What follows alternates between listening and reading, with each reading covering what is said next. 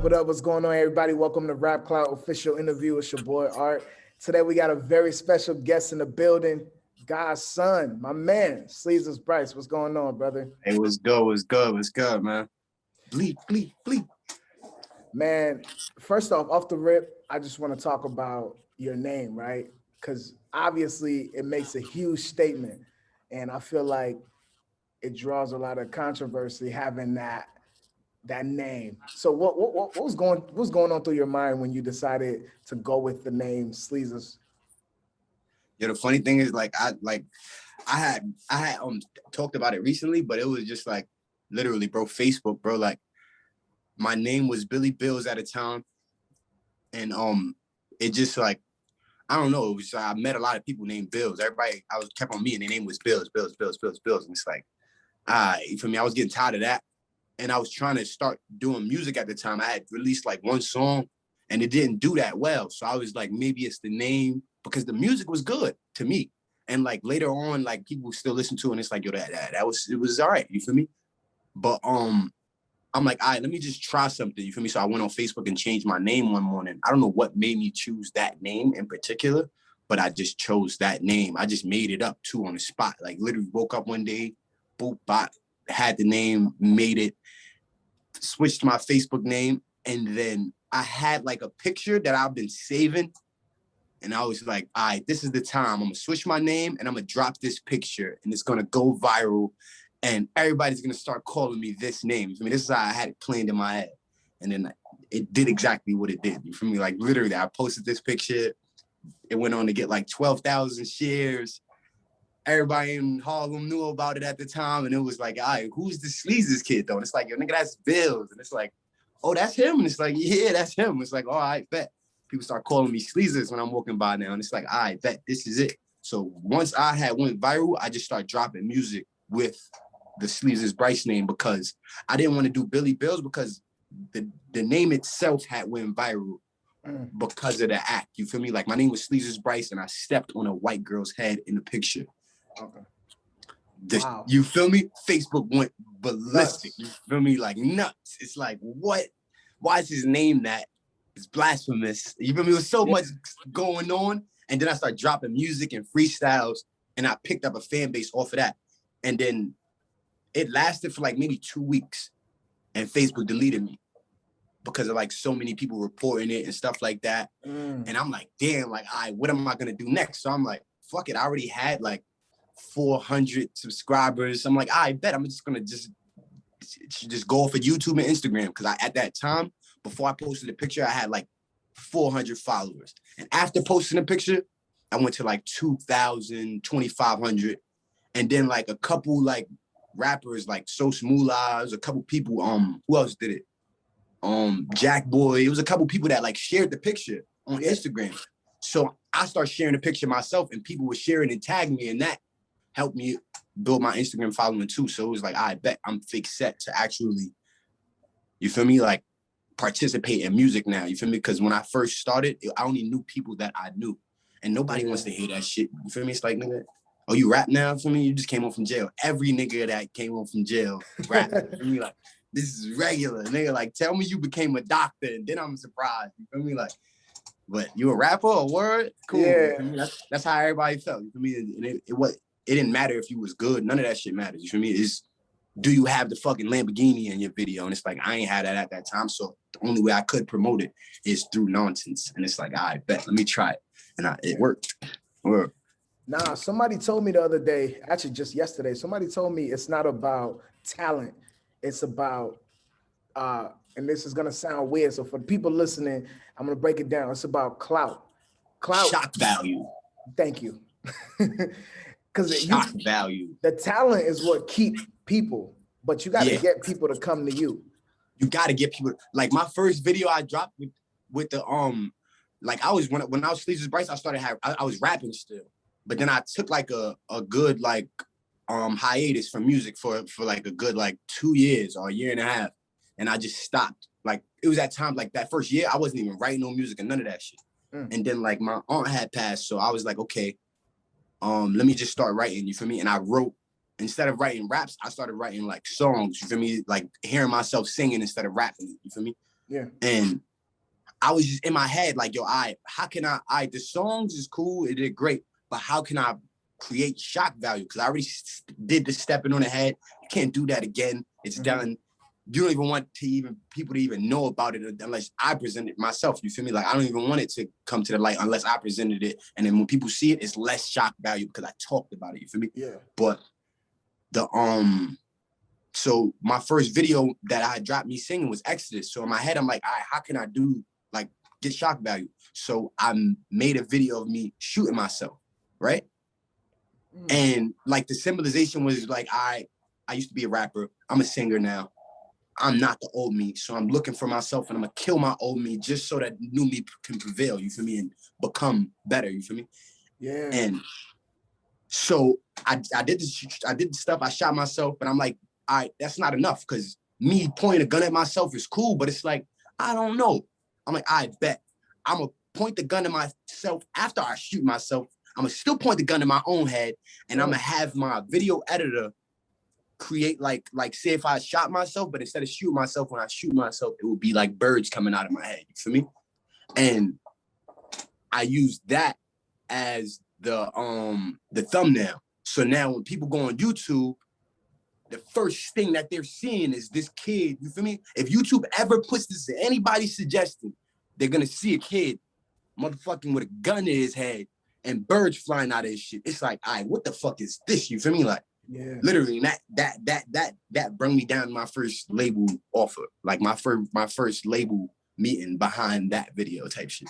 That shot, creating that. Kind of have that marketing aspect also. It's not just a regular artist, but you come in with other identities. But I want to ask you, because it kind of seems parallel to, I don't know if you listen to Jay-Z, but Hov got he got this song called Kill Jay-Z. Basically, that what you just described kind of seemed parallel to that. Like Hov was killing. That's like my favorite artist, bro. No funny shit. Since I think, like, before I went to jail, not really as much, but once I went to jail and somebody had like a fucking, like a not a shoebox, but they would make like little because everything was on a tape cassette, so they would make like little cassette tape boxes with all their little cassette tapes. You feel me? So it was this one guy. He had a bunch of them. He had so many cassettes. He must have had like 40 years in jail though, and he had like just one cassette full of Jay-Z, one cassette of all DMX albums, one cassette of, and he's like, I'm right next to him, and he's like, every other day, I'm just coming back like, yo, bro, I'm finished with Jay-Z, bro. Like, let me hear that DMX. And he's just bringing like all of that shit. You feel me? So I'm just listening to all this shit, whether it was Kill Jay-Z or one of my favorites was You Must Love Me. You Must Love Me. When he was talking about how like he sold crack to his moms and then shot his brother. That whole like the whole like rap, everything, like the whole storytelling and being able to like, a lot of people can't like have a moment happen in front of them and actually talk about it. They have to go off of imagination and make up these random things. Like this nigga could be driving in a Honda Civic all day, but he gonna talk about a Lamborghini truck. You feel me? And it's like, you feel me, nigga? Why don't you just make a story about a nigga who's in a Honda Civic? You don't have to be you. You feel me? A lot of artists always think like, all right, I'm rapping by myself all the time. And it's like, nigga, you could rap about anything in any way. You feel me? Whether it be like, what's Meek Mill's story? What's this shit? Tony's story, or whether it be like any of that shit. It's just a lot of people always think that everything has to be about them. It's like, nah, nigga, that shit ain't. I could sing a whole song. This shit ain't about me. My man's got a situation over there that he having. You feel me? And I felt like I should make a song for this. You feel me? And it's like a lot of people are not really there. Yeah, I think that's one of the reasons why I always had this passion for Drake, because for some reason he finds a way to connect with a lot of people.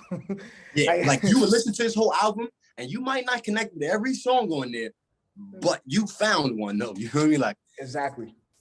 Word. Like, but no funny shit. That I want to add something off the shock value topic that you just mentioned, because I want to know that is there an expiration date to shock value content?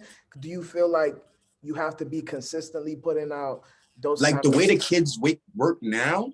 I like in 10 years from now, it's gonna be a whole different scene. It might have some of the same faces, like a chosen few might survive But 10 years from now, I ask you that because I want to bring up a scenario like a Lil Nas X, right? Because he provides shock value content when he, So like, do you see those kind of things being, expiring, or do you see guys like that lasting longer, or do you have to? I feel like he's gonna last because he's like the front runner of it. You feel me? You know what I'm saying? Like, it's like, all right, like even like Soulja Boy. The reason why Soulja Boy is still here because he creates shock value. Yes. Like just him being himself. You feel me? That whole situation when he said to Drake, why, all that shit is shock value. You feel me? Because a lot of people didn't even know that Drake did steal that verse from that song. You feel me? Yeah. A lot of people didn't know that he's getting paid from these people, and you feel me? Like people don't know. You feel me? So you telling us and putting us on creates that, which creates a situation where it's like, I bet now we're talking about you. Then he wears the Gucci hat all day. You feel me? To the point where that shit's falling off his head. People are talking about it. A lot of people, you're making the memes, you're doing all this, but it's like, we're talking about a nigga who was popping when I was like 10 years old. Yeah. 11 years old, 12 years old, this nigga was lit.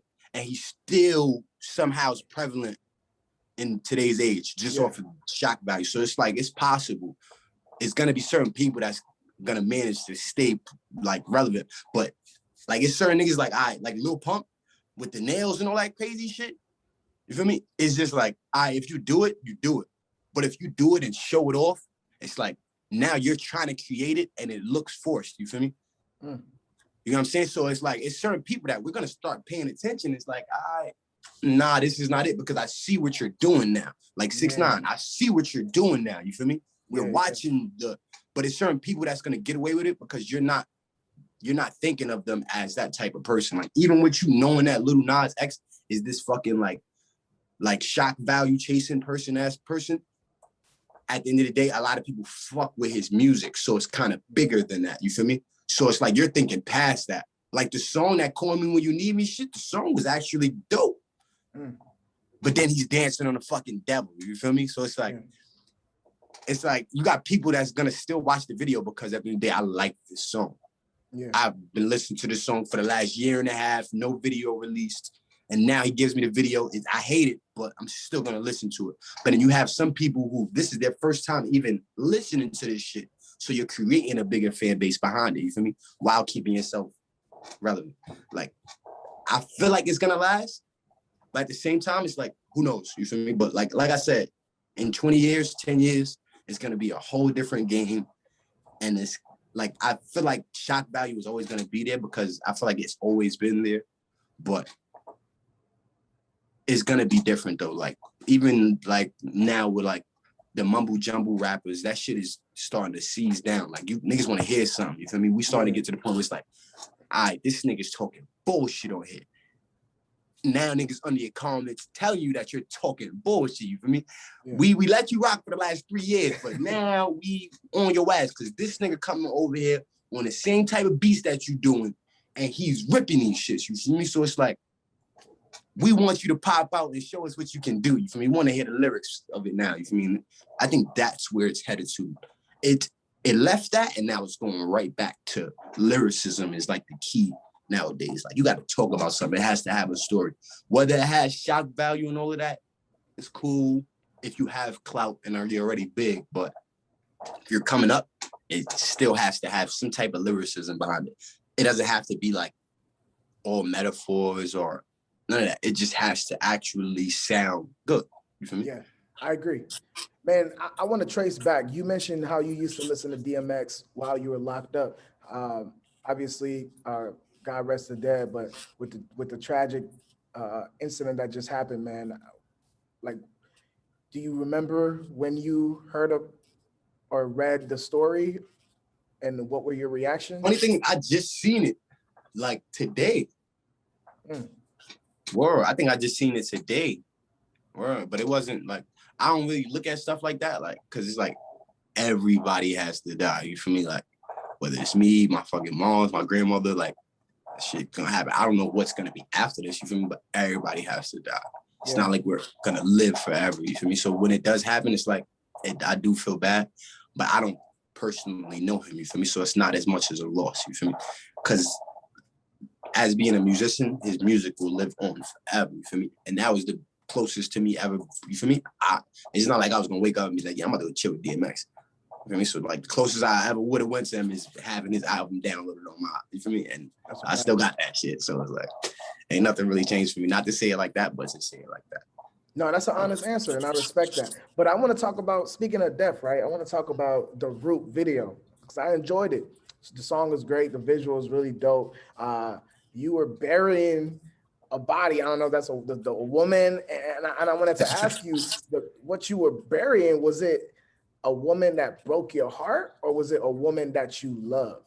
What exactly were you burying in the Root video? You know what's funny though? Because I lie you not, like while doing it, I was saying like, yo, people are gonna wonder what the fuck I'm burying. It's like it's not a woman or anything of that sort. It's just like you're like, you know how niggas say I got like skeletons or I got like demons in the closet, whatever they say in the closet, whatever. It's like it's no longer in the closet. It's just buried there away. It's gone. You feel me? That's the type of shit that we was throwing away. You feel me? Like me and Stunna, I feel like it's a lot of shit that we left in the past. You feel me?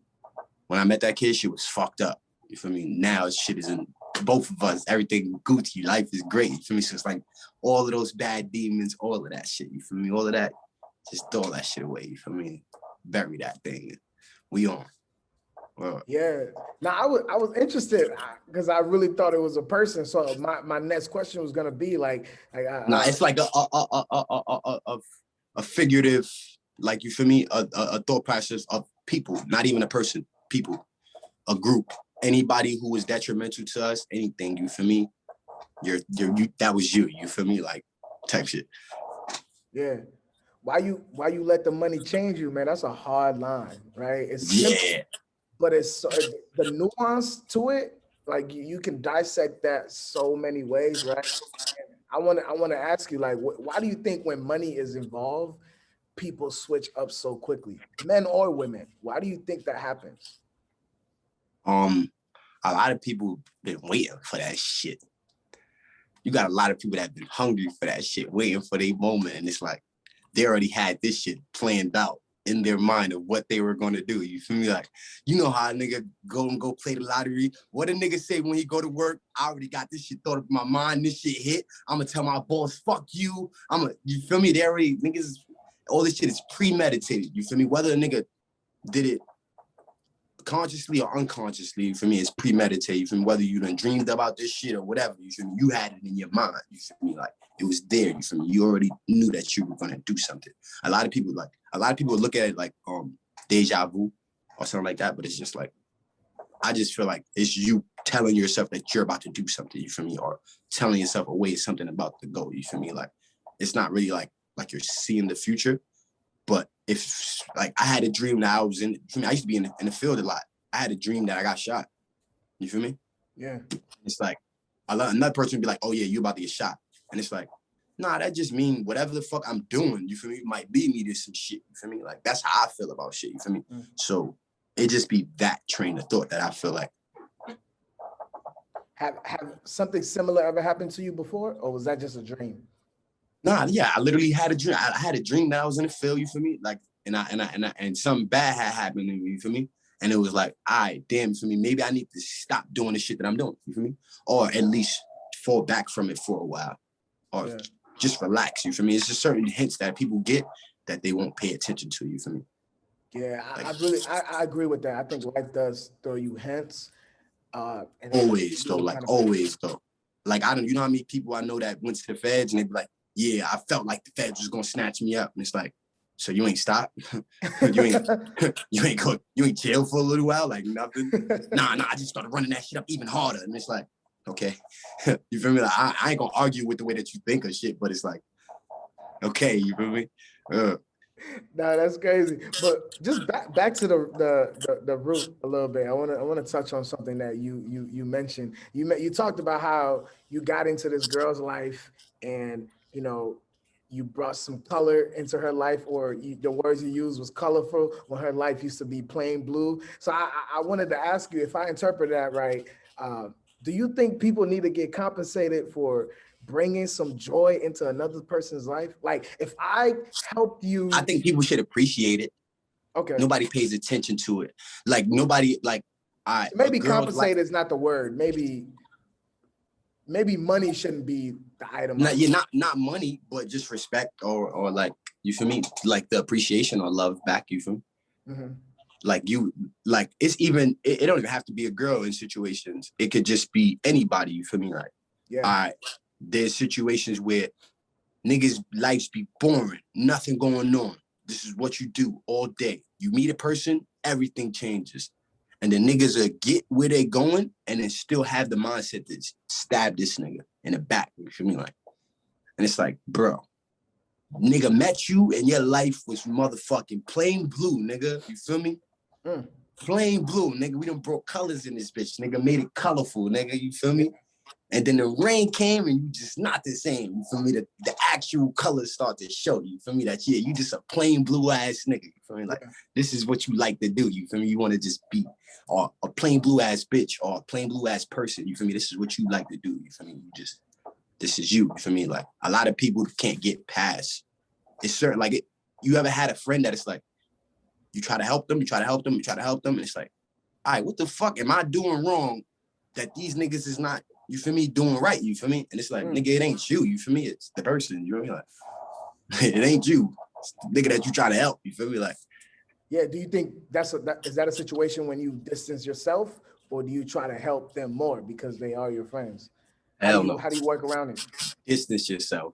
Cause I personally feel like, I feel like everything, like, you know how they say two birds of a feather flock together type shit, you feel me? Yeah. So it's like, if we're both flying in the air and you slow down and we're supposed to be in a pack, I'm gonna slow down with you, you feel me? Because you can't go at this speed, you feel me? But now that's telling me that we're not gonna get to our fucking destination, you feel me? Because we can't fly for so long, so we ain't gonna be in the air for so long. So we gotta get where we motherfucking going, you feel me? And you telling me you gotta slow down. It's cool, I'm gonna help you though. Oh, you don't wanna know help. Oh, you don't, all right, I'm about to dip, bro. You feel me? Like, catch up to the pack, you feel me? Like, because there's a lot of shit going on ahead of us, you feel me? I can't be sitting here worried about what's behind me, you feel me? Man, speaking of slowing down, at 17, right? You were locked up at 17, right? If I'm correct. Yeah, correct. What did that teach you, man? What did you learn from that experience? That I was like focused on the wrong shit, you feel me? Like, when I was young, we was always focused on like static and like, what's this, and parties and all types of stupid shit, you feel me? And then it's like, now I'm older now, and it's like, I see the youth, and it's like, I see some of them that are still trapped inside the same cycle, but then I see some of them that's 16 years old and got his first deal, you feel me? It's like, damn, this nigga young as fuck, you feel me? This nigga got some money now, you feel me? All types of shit, you feel me? And it's like, damn, I was focused on the wrong thing out this bitch, you feel me? Like, and that's what I just want the youth to pay attention to. Like, it's like, nigga, you can't go back yesterday, bro. That shit, like, you can't go back yesterday. So that nigga, you know, you ain't going back a year from now, 2 years from now. So whatever time you waste, bro, shit ain't coming back. So it's like, if you're gonna focus on the right thing, don't wait until you're 30 to focus on that shit. You feel me? You got niggas who was nice, do some dumb shit, go to jail, and then come out that bitch 29 trying to rap. And it's like, it's cool. Don't get me wrong. I applaud your dreams, but it's like, man, you should have focused on that shit back then. You feel me? Like, that's why they say, like, it's certain shit that the artist shouldn't be in, and there's certain shit that the streets should handle. You feel me? If you are in the streets, and if you're not in the streets, then stay the fuck away. You feel me? Like, man, with that mindset, I gotta ask you something, because it was a record. I can't remember the record. You might remember the line, but you talked about how you don't play with guns, but you give it to your little homies to play with guns. So with that mindset, don't you think you should be encouraging them to reroute, or yeah, are but you at the saying same that time, as a it's like, protective? it's like, you might look at it like as my little homies, but I got niggas that's older than me. That's my little homies. You feel me? Like, you know, like, it's a different type of time where niggas is at, and it's like, not literally in the sense that I give niggas guns. You feel me? But in the sense of like, I help my niggas do what they do. You feel me? Whatever you want to do. You feel me? If you want to rap, I got you, bro. If you want to motherfucking go to school, I got you, bro. You feel me? But you need a cab, got you, bro. You feel me? Now, street shit, you feel me? I don't personally get in. I'm not gonna sit here and say I do, you feel me? But it's certain shit that I would tell them, you feel me? That would better their mind and shit like that. You feel me? Like I wouldn't sit there and tell niggas, yo, yeah, go grab a gun and go shoot. You feel me? Yeah. But if it's ever to a point where it's like, nigga, your life or somebody else's life, I always tell my niggas pick your life over anybody else's life. And that's why I tell my niggas to move out of New York and go to places where guns are illegal, you feel me? So you can go and go foul and get your gun, you feel me? Niggas ain't got no felonies, y'all kids, you feel me? So it's like, that's the mindset I'm thinking, you feel me? Like, I got felonies, so it's like, I can't get no weapons. So my little niggas, I push them to move to Texas, bro, and go get you a gun. And now anybody that come up to you, walk up to you any type of way that you feel is aggressive, you feel me? You can handle your business, you feel me? But as of New York, I tell niggas stay out the way, you feel me? Like, that was just probably some shit that rhymed, you feel me? Like, but as me, like, really, really, like, enforcing some shit like that, I can't really push that narrative. Okay, I agree, man. I can agree with that. But you mentioned felony charges. Is that the same thing from when you were 17? Is that? Yeah, hell yeah, bro. I got indicted for my block type shit. We was beefing. Okay. Oh, they took the whole block. Some other shit too. They took the whole block. Everyone on the block got it? Not everybody, but like all the young niggas that was out, that was in my age bracket, and all the young niggas from like the other blocks that we was beefing with and cool with type shit. It was like a 3-hood indictment type shit. It was like, I think they indicted like 72 of us or some shit like that. I always wonder how that works, right? Like, do they just take you for conspiracy? Is that conspiracy? That's the main charge. Conspiracy. It would be like, it matters like how old you are or some shit like that. Because I was 17, so they couldn't charge me in the first. You feel me? Yeah. And if I was